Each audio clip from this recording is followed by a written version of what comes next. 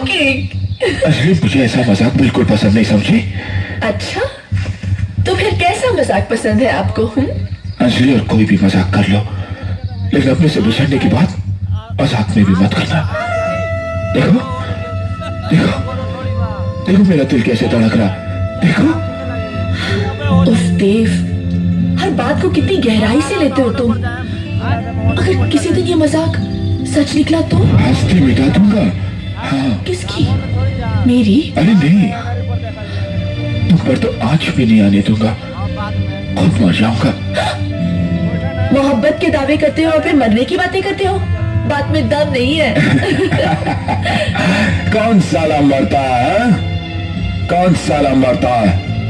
और अगर मर भी गया अंजलि, और अगर मर भी गया मेम साहब, तो हमेशा के लिए धड़कूंगा तुम्हारे सीने में, तुम्हारी धड़कन बनकर।